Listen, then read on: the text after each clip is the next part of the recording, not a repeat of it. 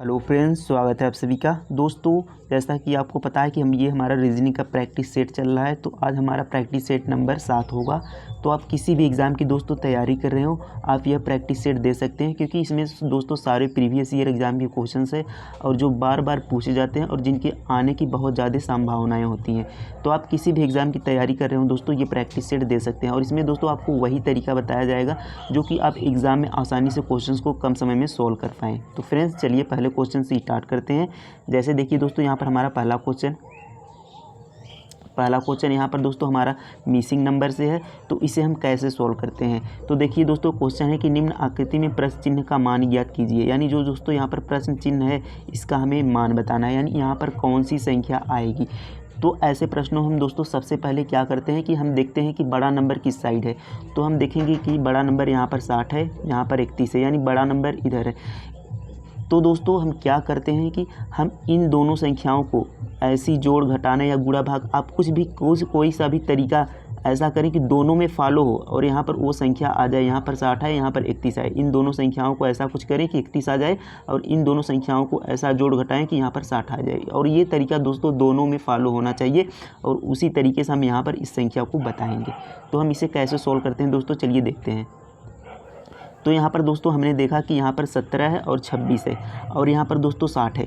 तो अगर हम 17 और 26 को जोड़ें दोस्तों, तो ये हमारा 60 नहीं बनेगा, ये दोस्तों हमारा बनेगा, ये हमारा बन जाएगा 43। तो 43 और यहाँ पर 60 नहीं बनेगा। अगर 43 में हम 17 को और जोड़ देंगे तो 60 बनेगा। लेकिन दोस्तों यहाँ पर देखिए 8 और 15 ये हो जाएगा दोस्तों 23 में 17 जोड़ेंगे तो हमारा 31 नहीं बनेगा, यानी बहुत ज़्यादा बन जाएगा। तो यानी इस जोड़ने से हमारा ये क्वेश्चन नहीं सही होगा।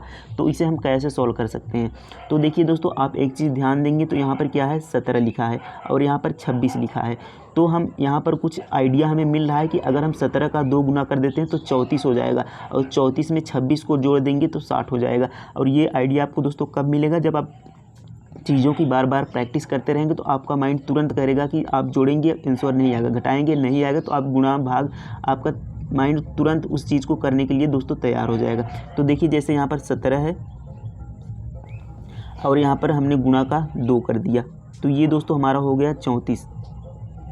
अब हमें इसमें 26 को जोड़ देना है, तो ये दोस्तों हमारा हो गया 60।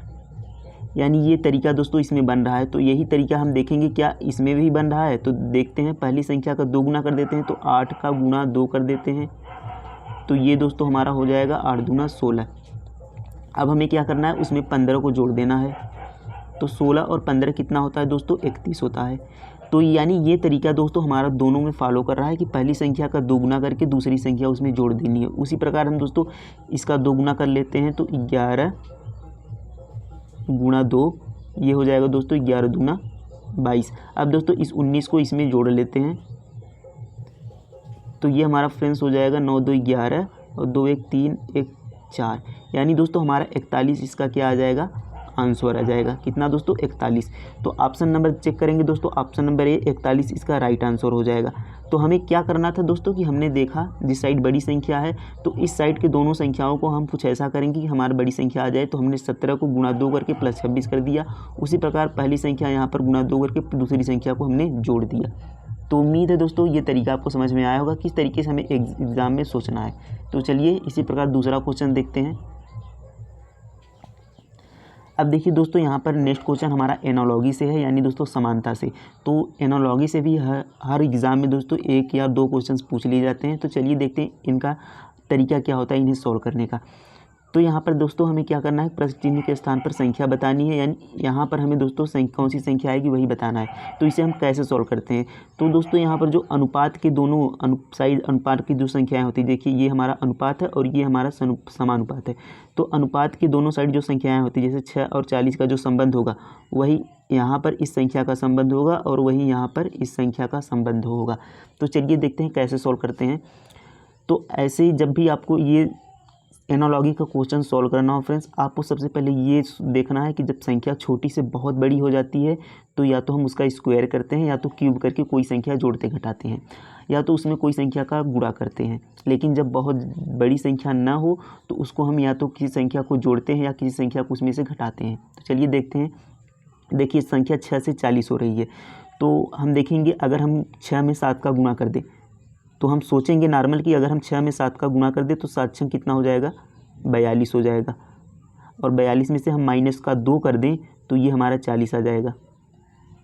तो एक तो आपने बना लिया, लेकिन यही तरीका आप दोस्तों दूसरे में भी फॉलो होना चाहिए। तो यहाँ पर देखिए 3 है और 13 है, तो हमने क्या किया था कि एक उससे अधिक यानी उससे एक अधिक में हमने गुणा किया। जैसे 6 है तो 6 से एक अधिक हमने 7 में गुणा किया। तो इसी प्रकार 3 है, 3 में एक अधिक हम 4 में गुणा करेंगे। तो 4 3 कितना हो जाएगा, 4 गुणा का 3, 4 3 12।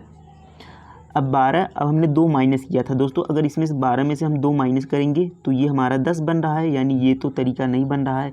तो आप सोचेंगे कि अगर यहाँ पर हमने 7 का गुणा किया था तो यहाँ पर भी हम 4 का गुणा न करके 3 गुणा 7 करते हैं। तो 7 त्रिक कितना हो जाएगा दोस्तों, 21 हो जाएगा। अब 21 में से हम -2 करेंगे तो हमारा 19 बन रहा है, 13 तो नहीं बन रहा है। यानी ये तरीका दोस्तों हम नहीं लगा सकते, ये तरीका हमारा गलत होगा। तो हम इसे और कैसे सोच सकते हैं।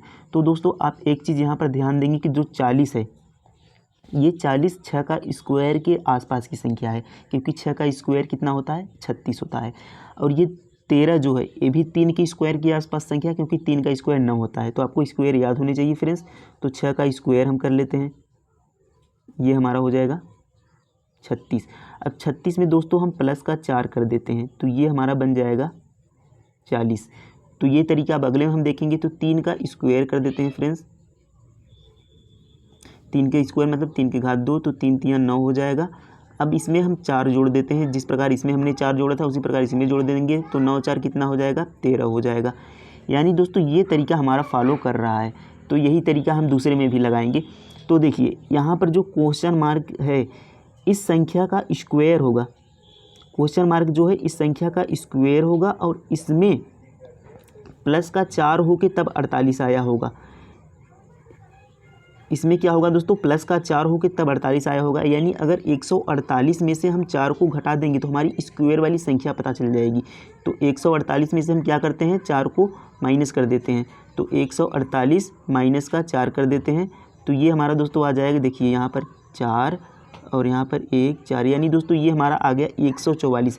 तो आपको पता होगा दोस्तों कि 144 किसका स्क्वायर होता है, 144 12 का स्क्वायर होता है। यानी इस स्थान पर हमारा प्रश्नवाचक चिन्ह पे कौन सी संख्या आएगी, तो 12 आ जाएगी। तो 12 दोस्तों इसका राइट आंसर हो जाएगा। तो उम्मीद है दोस्तों आपको समझ में आया होगा किस तरीके से हमें सोचना है। तो चलिए नेक्स्ट क्वेश्चन देखते हैं।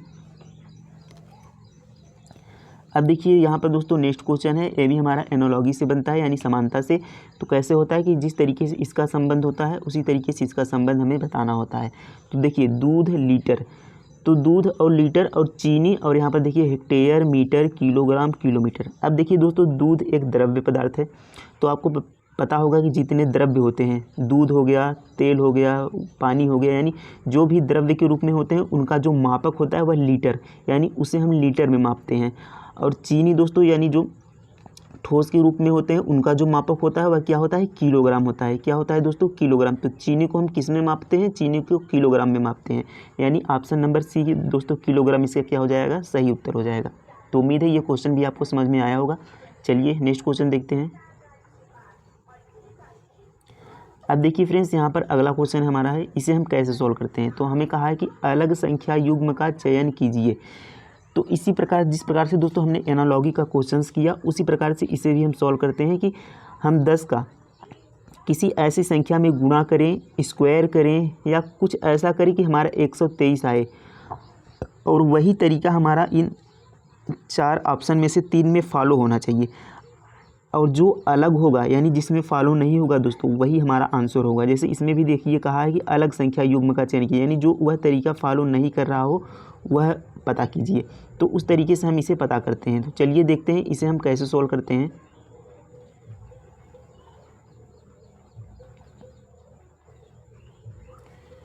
अब देखिए दोस्तों यहाँ पर 10 है और 123 है, और यहाँ पर देखिए 17 है, 290 है, 11 है, 146 है, 14 है, 227 है। तो अगर हम नॉर्मल दोस्तों सोचें तो हम सोचेंगे कि 12 का 10 में गुणा कर देंगे, 10 का गुणा 12 कर देंगे तो ये हमारा आ जाएगा 120। अब हम 120 में हो सके +3 कर दें तो ये हमारा बन जाएगा 123। तो अब यही तरीका दोस्तों अन्य सभी में फॉलो होना चाहिए। तो देखिए अगर हम 11 में 20 का गुणा करेंगे, यहाँ पर सी में 11 में 12 का गुणा करेंगे तो ये हमारा दोस्तों बन जाएगा 132 बन जाएगा। अब 132 में हम प्लस का 3 करेंगे तो 35 होगा और यहाँ पर 46 है 146। अब इसी प्रकार अगर हम 14 में यहाँ पर दोस्तों अगर हम 12 का गुणा करेंगे तो ये हमारा दोस्तों हो जाएगा 168 और यहाँ पर 227, यानी दोस्तों ये भी हमारा नहीं बनेगा। तो हमारा ये तरीका सही नहीं है। तो इसे हम कैसे सॉल्व कर सकते हैं? देखिए यहाँ पर दोस्तों 10 है और यहाँ पर 123 है। तो अगर हम नॉर्मल सोचें कि 123 जो हमारी है ये 11 के स्क्वायर के करीब की संख्या है, क्योंकि 11 का स्क्वायर होता है दोस्तों 121। कितना होता है? 121। और यहाँ पर जो 146 है ये 12 के स्क्वायर के करीब है, क्योंकि 12 का स्क्वायर होता है फ्रेंड्स 144। तो आप यहाँ पर समझ रहे होंगे कि स्क्वायर का कितना इंपॉर्टेंट रोल है। तो इसलिए आपको स्क्वायर दोस्तों याद होने चाहिए।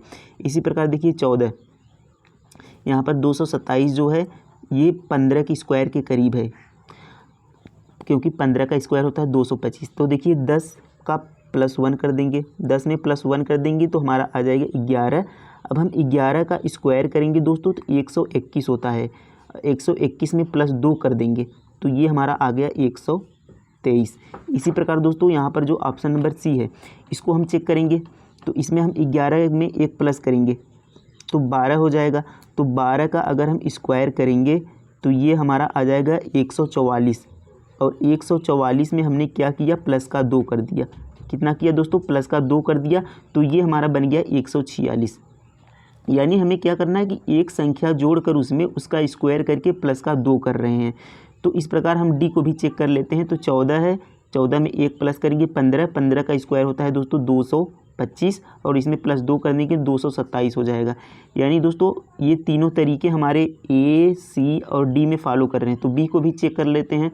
तो बी में 17 में +1 करेंगे 18 हो जाएगा। 18 का स्क्वायर करेंगे तो 324 हो जाएगा और इसमें +2 करेंगे तो 326 हो जाएगा। अब दोस्तों यहाँ पर 290 दिया है, यानी ये तो हमारा फॉलो नहीं कर रहा है। तो हमारा जो इसका सही आंसर हो जाएगा वह ऑप्शन नंबर बी हो जाएगा, क्योंकि यह तीनों से अलग है और वही हमसे पूछा है कि संख्या युग में कौन तीनों से अलग है। तो ये हमारा ऑप्शन हो जाएगा। तो उम्मीद है ये क्वेश्चन भी आपको समझ में आया होगा। चलिए नेक्स्ट क्वेश्चन देखते हैं। अब देखिए फ्रेंड्स यहाँ पर अगला क्वेश्चन हमारा कोडिंग और डिकोडिंग से है। तो हमें यहाँ कहा है कि एक निश्चित कोड भाषा में ऑक्सीजन को दोस्तों यहाँ पर QZAIGP लिखा है, उसी प्रकार MIND को OKPF लिखा जाता है। तो उसी भाषा में DOCTER को कैसे लिखा जाएगा? तो देखिए यहाँ पर O का प्लेस वैल्यू दोस्तों आपको याद होना चाहिए। O का प्लेस वैल्यू कितना होता है? 15। तो 15 से यहाँ पर देखिए क्यों है, क्यों का 17 होता है। तो 15 में हमें +2 कर दिया तो हो गया 17। अब इसी प्रकार देखिए एक्स का होता है दोस्तों 24। तो 24 से यहाँ पर जेड हो रहा है, यानी इसमें भी हमने क्या कर दिया? प्लस का 2 कर दिया, क्योंकि 24 से 2 26 हो रहा है। अब इसी प्रकार वाई का देखेंगे तो वाई से दोस्तों ए हो रहा है, यानी इसमें भी हमने क्या किया? प्लस का 2 कर दिया। अब इसी प्रकार देखिए दोस्तों जी का देखेंगे तो जी से आई हो रहा है, जी का 7 होता है, आई का 9 होता है, यानी इसमें भी हमने प्लस का 2 कर दिया। अब यहाँ पर ई 5 पे होता है, जी 7 पे होता है, यानी इसमें भी प्लस का 2 कर दिया। एन को हम देख लेंगे ऐसे ही, तो एन का 14 होता है, पी का 16, यानी इसमें भी हमने प्लस का 2 कर दिया। यानी जो हमारा सीरीज चल रहा है दोस्तों वह +2 इस प्रकार से चल रहा है। तो हम इस डॉक्टर को भी +2 करके लिख लेंगे। तो देखिए डॉक्टर है, डी 4 पे हो, प्लस का 2 करेंगे 6 पे आ जाएगा, यानी एफ आ जाएगा। ओ 15 होता है, ओ में प्लस का 2 करेंगे तो 17 हो जाएगा, यानी क्यों आ जाएगा। सी 3 पर होता है, सी में +2 करेंगे 5 आ जाएगा, यानी 5 पर क्या होता है? ई होता है। टी 20 पर होता है, 20 में +2 करेंगे तो भी आ जाएगा, यानी 22। तो 22 पर भी होता है। ओ 15 पर होता है, 15 में +2 करेंगे तो 17 हो जाएगा, यानी हमारा फिर से आ गया क्यों। आर 18 पर होता है, 18 में +2 करेंगे तो 20 आ जाएगा, यानी हमारा आ जाएगा टी। तो ऑप्शन चेक करेंगे एफ क्यों ई भी क्यों टी। तो देखिए यहाँ पर ई से शुरू है, ये गलत हो जाएगा, और यहाँ पर दोस्तों ई से शुरू है, ये भी गलत हो जाएगा। तो एफ क्यों ई, और देखिए यहाँ दोस्तों यू है, जबकि हमारे में भी आया है, यानी ये भी गलत हो जाएगा। तो एफ क्यों ई भी क्यों टी, ऑप्शन नंबर बी दोस्तों इसका सही उत्तर हो जाएगा। तो इस प्रकार से आपको कोडिंग डिकोडिंग के क्वेश्चंस को सॉल्व करना है। तो उम्मीद है समझ में आया होगा। चलिए नेक्स्ट क्वेश्चन देखते हैं। अब देखिए दोस्तों यहाँ पर नेक्स्ट क्वेश्चन हमारा नंबर सीरीज से है। तो नंबर सीरीज के क्वेश्चन से भी दोस्तों हमारा वही तरीका लगता है जिस प्रकार हमने एनालॉजी में लगाया कि बड़ी संख्या हो तो स्क्वायर क्यूब इस प्रकार से चलते हैं, और अगर छोटा हो तो उसका सबसे पहले हम अंतर चेक करते हैं। तो देखिए 2, 3, 7, 16 यानी बहुत बड़ी तो संख्याएं नहीं हैं, तो हम क्या करेंगे, इनका अंतर चेक करेंगे। तो देखिए 2 में से 3, 3 और 2 में कितने का अंतर है, 1 का अंतर है। 7 और 3 में कितने का अंतर है, 4 का अंतर है। 7 में कितना जोड़ेंगे, 16 हो जाएगा दोस्तों, 9 का अंतर है। 9 में 7 जोड़ देंगे 16 हो जाएगा। अब अगली संख्या क्या आएगी, तो हम यहाँ पर देखेंगे दोस्तों हमने 1 जोड़ा, 2 जोड़ा, यहाँ पर 4 जोड़ा, 9 जोड़ा, यानी आप देखेंगे दोस्तों ये हमारा 4 जो है ये 2 का स्क्वायर बन रहा है, 9 जो है ये 3 का स्क्वायर बन रहा है, और 1 को यहाँ पर हम 1 का स्क्वायर करेंगे तो इसका मान 1 ही होगा, चाहे स्क्वायर करें क्यूब करें। तो 1 का स्क्वायर, 2 का स्क्वायर, 3 का स्क्वायर, यानी जो अगली संख्या जुड़ेगी वो हमारी कितने की स्क्वायर जुड़ेगी, तो 4 का स्क्वायर। तो 4 का स्क्वायर कितना होता है, 16 होता है। तो 16 में अगर हम 16 का जोड़ देंगे तो कितना आ जाएगा दोस्तों, 32 आ जाएगा। तो ऑप्शन चेक करेंगे तो 32 हमारा डी, यही हमारा आंसर होगा। तो उम्मीद है ये क्वेश्चन भी आपको समझ में आया होगा किस तरीके से सॉल्व करना है। तो चलिए नेक्स्ट क्वेश्चन देखते हैं। अब देखिए फ्रेंड्स यहाँ पर हमारा नेक्स्ट क्वेश्चन ब्लड और रिलेशन से है। तो ब्लड और रिलेशन के भी क्वेश्चंस फ्रेंड्स हर एग्जाम में पूछे जाते हैं। चलिए देखते हैं कैसे सॉल्व करेंगे। तस्वीर में एक महिला की ओर इशारा करते हुए विशाल ने कहा, उसकी माता मेरी बहन के पिता की पत्नी है, वह महिला विशाल से किस प्रकार संबंधित है। तो चलिए डायग्राम बनाते हैं कि तस्वीर में एक महिला की ओर इशारा करते हुए विशाल ने कहा, तो हमने माना ये कौन है, ये विशाल है, यहाँ पर हम भी कर लेते हैं, तो ये विशाल है। विशाल ने कहा महिला, किसी महिला की ओर इशारा करते हुए, हमने माना महिला, ये महिला है, यहाँ पर हम माइनस कर देते हैं ताकि हमें पता चले कि फीमेल है। तो उसकी माता यानी इस महिला की माता, तो इस महिला की हम माता बना लेते हैं यहाँ पर, ये इस महिला की माता है।